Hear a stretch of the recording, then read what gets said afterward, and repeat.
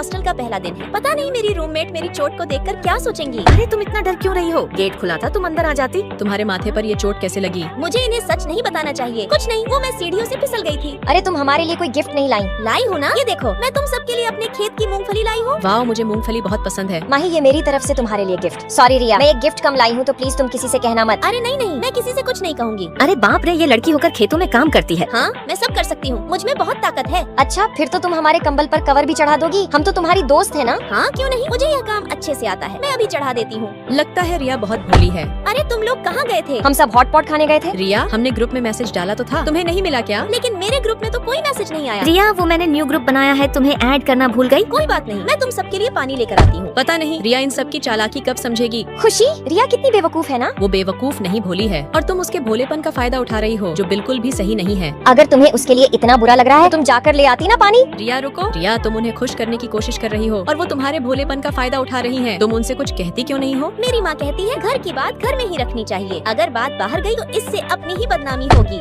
माँ, आपको पापा ने फिर से मारा। माँ, आप कुछ कहती क्यों नहीं हो? आखिर हम कब तक पापा के जुल्म सहते रहेंगे? मैं जा रही हूँ उनके खिलाफ पुलिस में कंप्लेंट करने। नहीं बेटा, ऐसा मत करना। पुलिस आई तो लोग क्या सोचेंगे? इससे हमारे ही बदनामी होगी, सब लोग हम पर हंसेंगे। घर की बात है, घर में ही रहने दो। माँ, मैंने यहाँ अपनी स्कूल फीस के लिए पैसे बचा कर रखे थे, कहाँ गए? बेटा, वो तेरा चचेरा भाई विशाल आया था, वो ले गया। क्या वो फिर से मेरी स्कूल फीस के पैसे ले गया? मैं अभी उससे लेकर आती हूँ। नहीं बेटा, रुक जाइए, तू क्या कर रही है? तू उससे पैसे लेकर आएगी तो रिश्तेदारों में हमारी क्या इज्जत रह जाएगी? कोई हमसे रिश्ता नहीं रखेगा। रिया, तुम्हारी माँ गलत कहती है, गलत बात का जवाब देना चाहिए, क्योंकि जितना जुल्म करना गलत है उतना ही जुल्म सहना भी गलत है। मैं क्लास में होती तभी ग्रुप में मेरे खिलाफ एक मैसेज आता जिसमें लिखा था कि मैंने किसी से उधार पैसे लिए हैं और मैं उसके पैसे लौटा नहीं रही। मैसेज पढ़कर सभी स्टूडेंट मुझे देखकर बातें बनाते। रिया, ग्रुप में मैसेज आया है, तुमने उधार पैसे लिए हैं और लौटा नहीं रही। नहीं, मैंने कोई पैसे नहीं लिए। रिया, ये किसी की साजिश है तुम्हें फंसाने के लिए। तुम्हें इसके खिलाफ आवाज उठानी होगी, वरना लोग तुम्हें ही गलत समझेंगे। ये सब झूठ है, मैंने किसी से कोई पैसे नहीं लिए। मैम, ये किसी की साजिश है मुझे फंसाने के लिए। मैं चाहती हूँ आप सच का पता लगाएं। टीना, इस भीगी बिल्ली में इतनी हिम्मत कहाँ से आई? सभी स्टूडेंट मुझे अपना फोन चेक कराएं। वेरी गुड रिया। देखना अब सब सच सामने आ जाएगा। खुशी, तो ये झूठा मैसेज तुमने किया था। सॉरी मैम, मैंने तो सिर्फ मजाक किया था। सॉरी रिया, मुझसे गलती हो गई, मुझे माफ कर दो। अरे ये खुशी कितनी झूठी है ना। खुशी ने ये बिल्कुल अच्छा नहीं किया। देखा रिया, अपने हक के लिए लड़ने से इज्जत कम नहीं होती, बल्कि अपनी सेल्फ रिस्पेक्ट बढ़ती है। फिर मैं अपनी माँ को मैसेज करती, माँ अपने हक के लिए लड़ना जरूरी है, क्योंकि जो खुद के लिए आवाज नहीं उठाते तो ये दुनिया उनकी खामोशी को उनकी कमजोरी समझ लेती है। मैंने सही कहा तो लाइक सब्सक्राइब करके कमेंट में जरूर बताना।